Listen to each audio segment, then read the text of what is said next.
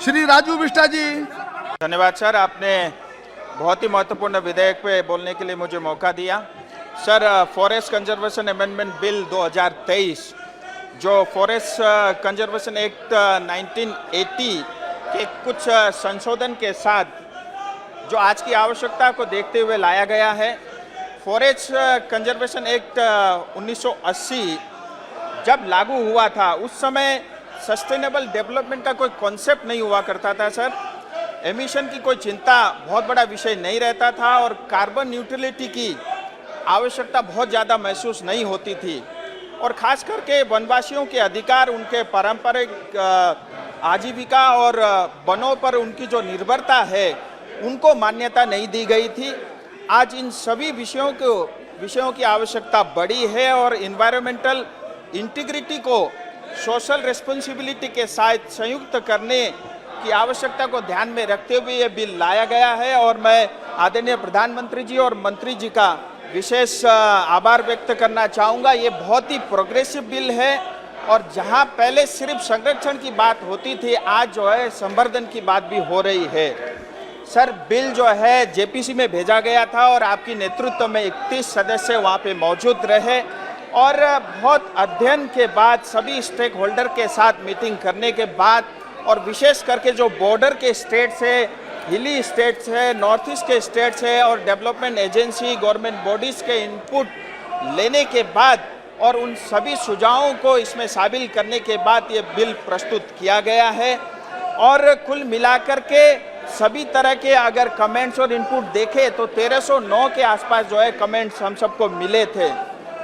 Sir, future generation के बारे में भी चिंता करना ये बहुत आवश्यक है और हमें ये भी ध्यान में रखना होगा कि विकास के साथ साथ संतुलन बनाना सीखना होगा और इस बिल में उसका भी प्रावधान है।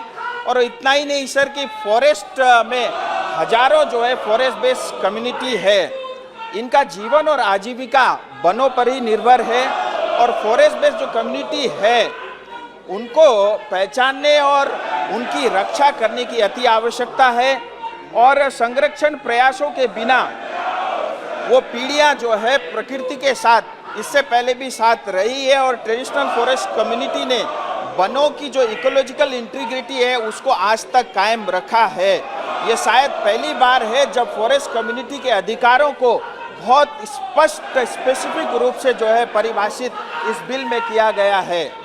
इतना ही नहीं सर, जब ग्लोबल वार्मिंग की बात चल रही है उसके साथ करेंट इन्वायरमेंटल रियलिटीज़ को देखते हुए एमिशन को कम करना ज़रूरत है और एमिशन से जो उत्पन्न खतरे हैं उसको कम करना अति आवश्यक है। केंद्र सरकार ने 2070 तक नेट जीरो एमिशन का राष्ट्रीय लक्ष्य की कल्पना की है और उसके लिए जंगलों की कार्बन सिंक कैपेबिलिटी को बढ़ाना होगा और नेट जीरो एमिशन के इस लक्ष्य को पूरा करने के लिए हमें 2030 तक अतिरिक्त 2.53 billion ton of carbon dioxide के बराबर जो है कार्बन सिंक विकसित करने की आवश्यकता पड़ेगी। देश भर में 1/3 से ज़्यादा लैंड एरिया को फॉरेस्ट और ट्री से कवर करना होगा। कार्बन सिंक का विकास ट्रेडिशनल फॉरेस्ट तक ही सीमित नहीं रहे, इसके लिए जो है प्राइवेट पार्टी को भी कार्बन सिंक के रूप में कार्य करने की अपनी भूमि पर वो वन उगा सके, इसके लिए भी प्रोत्साहित किया गया है और गैर वन भूमि को वृक्षारोपण से भर दिया जाए, इसके लिए भी इस बिल में प्रावधान किया गया है। ये बिल देश के ओवरऑल फॉरेस्ट को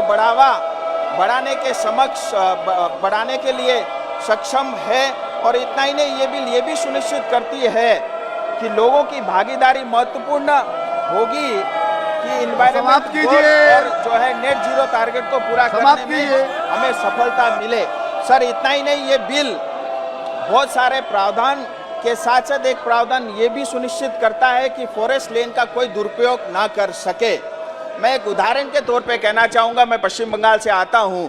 गोरुमरा हो, मानंदा हो, बक्सा हो, लातागुड़ी नेशनल पार्क और बहुत सारे वाइल्ड लाइफ सेंचुरीज जो डुवर्स में पड़ते हैं, आज वहाँ पे लगभग 50 से ज़्यादा रिजॉर्ट बने हैं और ये रिजॉर्ट जो है कोर फॉरेस्ट एरिया में बनाए गए हैं। ये कैसे संभव हुआ इसकी कोई कल्पना नहीं कर सकता है। राज्य सरकार ने अपने मित्रों को, कौड़ियों को दाम ये ज़मीन दे करके वहाँ पे इस तरह के जो है रिजॉर्ट बनाए हैं और समय समय पर केंद्र सरकार अपने जो है पावर का यूज़ करते हुए और वहाँ पे जब भी आवश्यकता पड़ेगी उनका मार्गदर्शन करने के लिए भी प्रावधान करता है।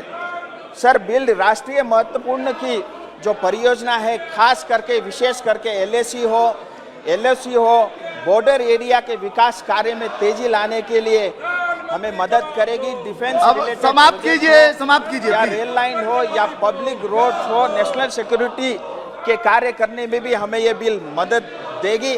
सर, मैं यही समाप्त करता हूँ इस बिल को और मैं सभी से निवेदन करता हूँ कि सहमति के साथ ये बिल पारित हो